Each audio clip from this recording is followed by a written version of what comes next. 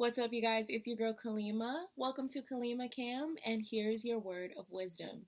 Today, I want to talk about the industry. I don't talk about the industry a lot. I have always said, you know what, I'm going to wait until someone asks me to speak at a school, some sort of event where I can really go in because there's so much to talk about and there's so much that I would love to teach and inform and inspire and motivate, and there's not enough time for YouTube. But when something strikes me and I start to become passionate about the subject, I have to talk about it because the passion may go away if I sleep on it. So I'm like, let me do that.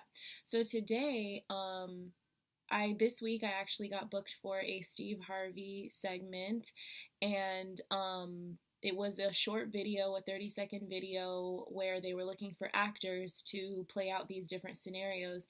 And the casting director who booked me asked me to refer some people because he said, he really liked my energy and he thinks that I understand the energy and the attitude that they want for the specific characters. So he's like, if you have any actor friends, please let me know. And so I posted on my Facebook for just my friends, if you're a non-union actor, let me know. Send me your reel because Steve Harvey's looking for some more actors for this specific segment. And I didn't know at the time that it was just for females. So the one guy who actually reached out, he didn't have any acting reel. He only had a short video, a short film that he did, and it was like a 5-minute short film with him right in the beginning of the scene. And I said I'm not going to kill his dreams. I'm going to go ahead and provide him with the information so he can send his reel off. And then I reread the email and it said for females only, like he's only looking for ladies. And I was like, oh, let me just let him know, if it's already sent, it's not going to be a big deal. He's either going to disregard it or he's going to save it in the archives for when they need males, because they're going to need males for this specific segment. It's not really for females. Maybe this week is about females, but I've just learned that just because there, even there's a lot of actors who have gone out for roles where it was like, we were looking for a 5'4" and I'm 5'7", but I got the role because I was exemplifying exactly what they were looking for. I changed the perception of what they thought they wanted. It was actually for a white person, but I'm Puerto Rican, and this is a completely different take that they didn't see. A different side of the character that they didn't even explore. So it doesn't hurt. You know what I'm saying? That's the beauty of an artistic industry, is that you can create things that open your mind to and inspires you to look at things in a different way. So I'm like, you know what, go ahead and send it. And he's like, hold on, I can actually stop the email. Like, I'm gonna try and stop the email. I think I know how to stop it because it was through this app that I have. And I was like, okay, like, I'm not here to, my first mind is like, if you don't think that this is something that you can do, then go ahead and sabotage it, because that's how I took that. I was like, he was so ready to stop that email that it was like he didn't believe that it was for him anyway. And he even said, he's like, well, they're probably not going to get back to me since it's actually just for females. And I said, maybe they won't, but maybe they will. And at least you put your information out there so that you're making yourself accessible to other opportunities. You don't know what they're looking for. When I tell you that optimism is it's probably the number one thing that's needed if you want to work in this industry, in the entertainment industry. But honestly, it's debatable that it's any industry, in any part of your life. If you don't believe in yourself and have the confidence that you're worthy, nobody else will believe that you're worthy. You're always going to be looking for reasons why you're not worthy. But if you're an optimistic person, then you don't need to know that 1 + 1 = 2. All you need to know is that I think that I am able to provide what they're looking for and execute this challenge. And if I don't execute it properly, at least I'm amongst the stars. At least I'm in the room.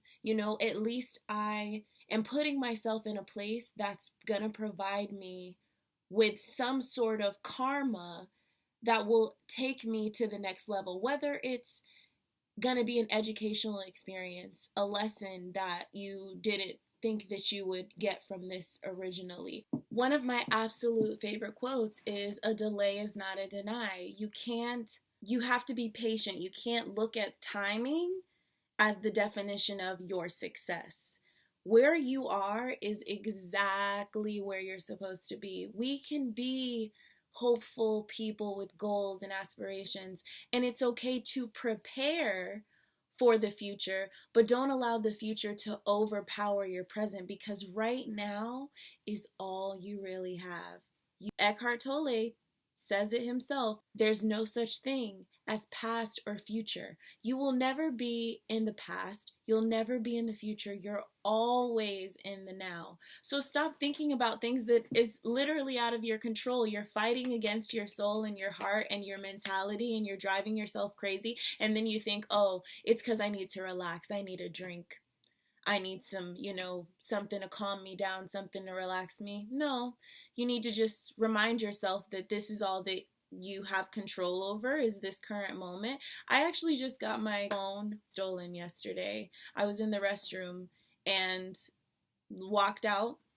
1 minute, I have an iPhone 10. Who steals iPhones? I don't know.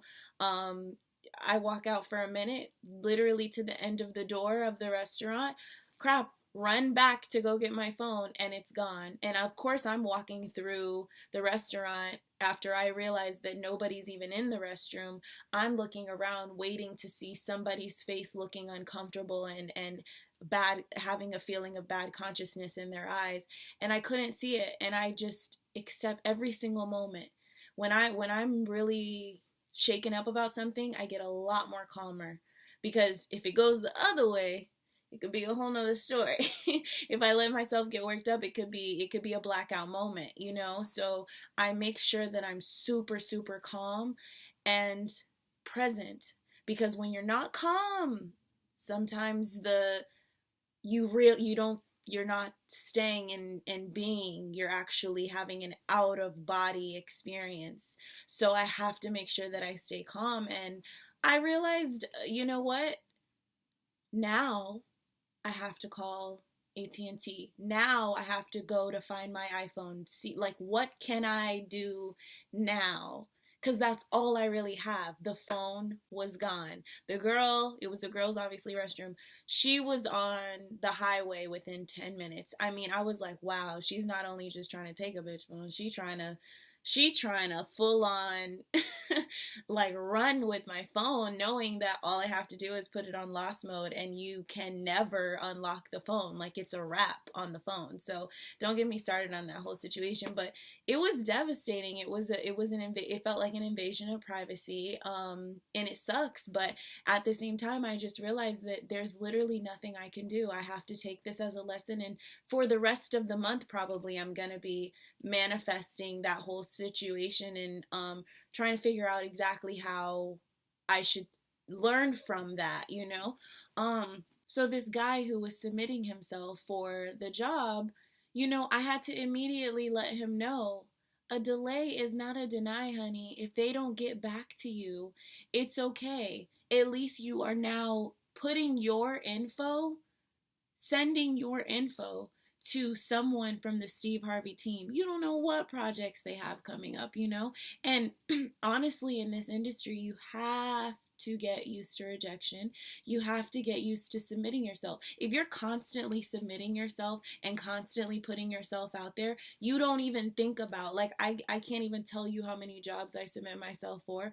I don't remember what I submitted for last week. Right now, I have no idea what I submitted for 4 days ago, because I'm just putting myself out there and then leaving it. It's probably one of the best decisions I've had as far as perception goes, choosing to have that perception. It's become such a calming experience for me in this industry, is not holding on. Of course, there's going to be jobs where you can't help but think about it all day long, and for the rest of the week, because it's the dream job that you had. But for the most part, I'm just still trying to climb that ladder and putting myself out there in every way that I can, and moving on to the next project and seeing what else is out there. And I can't even tell you how many times months later I'll get a call, hey, you auditioned for this, we didn't need you for that, but we're actually considering you for this. I had one job I did back in Florida about 4 years ago. They called me 4 years later, maybe 3 years later. They said, hey, you did a Checkers video for us. Checkers and Rally is the same company, basically. And they were like, a girl that we had called out today, can you come today? I'm like, I actually moved to California. But that's what I'm saying, like, your name is in the pot, you know, and it was an omen for me. It was a realization for me being on the phone with them and saying, oh, I'm actually in California. But it was amazing to know that even 3 years later, my name was still in that pot. It's really interesting, and it's great to see how the universe works and how God works.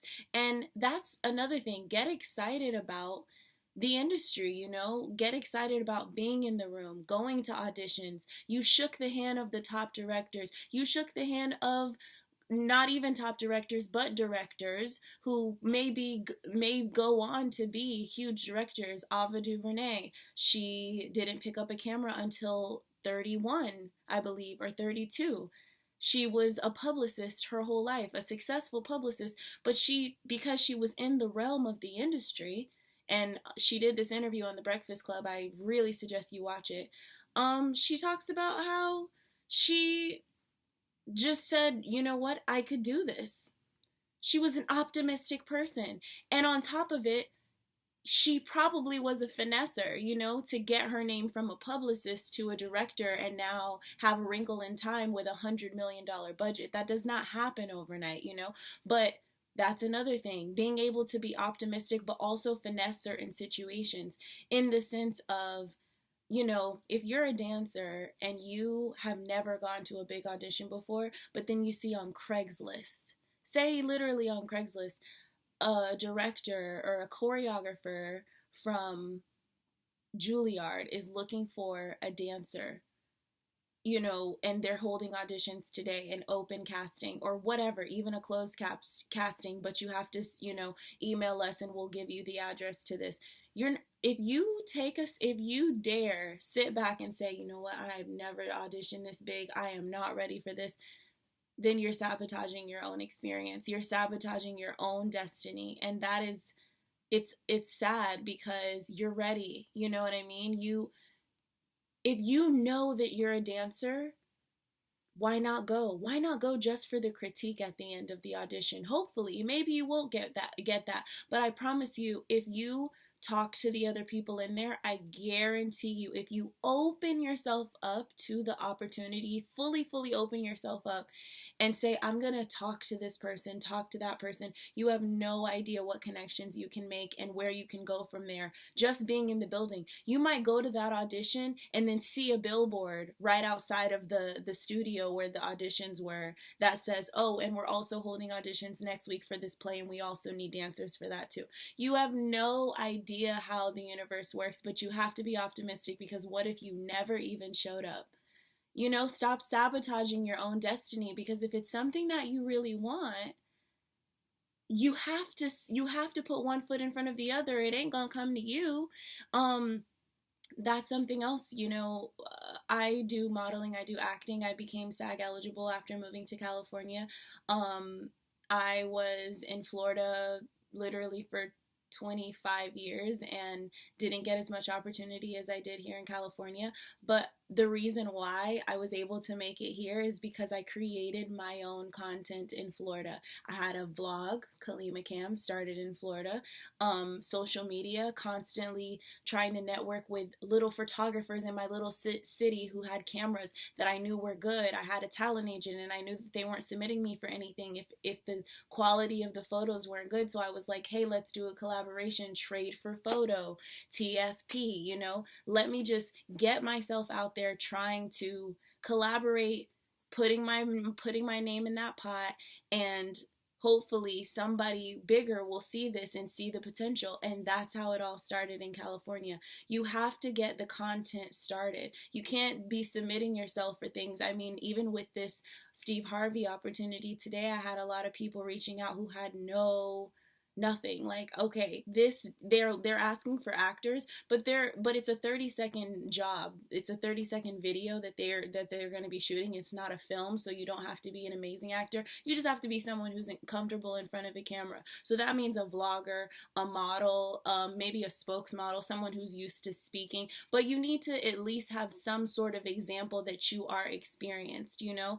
You can't be expecting to wake up one day and say that this, oh, she does it, you know, I can do it. No, it's not. It's a lot of competition out here, and there's a lot of people who take themselves seriously enough to start putting content out there to where, okay, it looks, even if they're not really booking jobs, it looks like they know what they're doing. 9 times out of 10, a lot of these people that you see on red carpets, and not, you know, obviously the bigger names, you know that they're really working, but people who are no names, they might be doing little small films. They heard about the carpet. Oh my gosh, in California, there's so, I mean, you know, it's not spoken about a lot, but there's so many events where, I mean, I have friends who went to Diddy's parties and DJ Khaled and Michael Jordan's birthday party. Like, no idea how they got into these events, but they finessed their way in there. Why? Because they walk up in there with optimism and confidence, and they know that they're supposed to be there.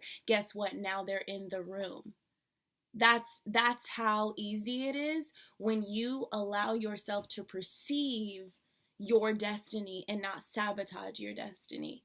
It's a beautiful thing when you watch God work, and it happens all the time, but it starts with a finessing type of mind and a perception that says, I belong here and I'm worthy, so this is where I'm gonna go and I'm gonna make this happen, putting one foot in front of the other. Also, please remember, in this industry, you're gonna get 1,000 no's before you get yeses, okay? You're gonna get no all week, right? And then on that following Monday, you're gonna get a yes to that $100 job, which means you made 100 in one day. But hey, that job just so happened to be for a director who's connected to a lot of things, or that job just so happened to be you know, something that could take you to another level. Don't look at those no's as a failure. They're never failures. They're always stepping stones to something bigger. You have to go through those no's, and you have to get used to the rejection and being comfortable with, you know, okay, destiny says that I'm not ready yet, but guess what? I tried, and I can at least say that I was there. I had an audition today for J-Lo's music video to play an African queen. That was amazing, to be in a room with a whole bunch of women who were African queens today, and being able to network with them and shake hands with a casting director who's gonna work with J-Lo. Like, this is not, you know, this is something that I prayed for. So for me, it really is work, and it's like a casual thing in the way that I'm speaking about it. But I had to sort of check myself and be like, okay, girl, but you're going to an audition for J-Lo. Like, it's cool. You know what I'm saying? Like, I gotta get excited about the fact that whether I get a no or yes, I'm in the room. You know, it's amazing to be able to live in that moment and to live in that happiness and tap yourself on the back and be like, you know, pat yourself and congratulate yourself and say, you know, you've made it thus far, and who knows where this will go, you know? And when you get a no, don't take it personal. You can't take it personal. Their job is not to tell you all the time what you didn't do right and what they didn't like about you. It's okay to follow up and say, hey, did you already book for this? More than likely they did. If you already know when the shoot was, and you haven't been called, then honey, you didn't get booked for it. But you have to be able to say, all right, on to the next. Like, you have to. And then don't take it personal also, because there's no way in the world you could possibly understand why they didn't choose you. There's no way you could possibly understand. We are so quick to analyze and assume and justify why we weren't good enough, and then we turn around and say, ooh, I bet it was my eyebrows. I'm tweezing the crap out of my eyebrows today. Like, and it wasn't even your eyebrows, and now your eyebrows are tweezed out of this world, you know? Oh, it was my braids. I shouldn't even have braids. Like, this was just too Afrocentric for that. For that, they probably were just like, we didn't expect the braids. Like, now I'm gonna make sure that I'm always in a perm or a wig. Like, that is how we fully perceive, and we just like justify these situations, and so we deny ourselves before anyone else denies us. That's why it's so important to know your brand and know where you want to go, because if you allow everyone else to tell you what your brand should be, that's how you're going to turn into a girl with boobs size E, a fake butt that's about to fall, and you know, like, just you're going to look crazy trying to achieve everybody else's idea of beauty and trying to achieve everybody else's idea of perfect, all because you didn't take the time to say, I'm not going to just keep going out there for opportunities and money. I'm going to go out there because this is something that I think is right for me. This is something that I could do for the rest of my life happily. What is the point of working unhappy but bankrolls for days? What is the point? Because you're gonna die and none of that's gonna be there, and you're gonna realize that I spent my whole life achieving something for who? For what? Not for me. I don't want to live my life as a slave. I don't want to work as a nurse because it's secure money, and you know, all I got to do is go to school and pop, you're a nurse, and you know, now I'm making money but I don't have any time to spend with my family. It's like, why am I wasting my time doing something that really does not fulfill me? Like, life is already so short to begin with, and you'll learn that being a nurse, is that it really isn't, you know, it's secure, but is it fun? Is it worth my time, you know? And I worked in the ER for 3 years as an administrator for insurance verification, so I know the stress of being in a realm, in an industry of people who are working tirelessly, just like hours and hours and hours, and they have every right to wake up one day and say, I did this for 5 years. I did this for 10 years.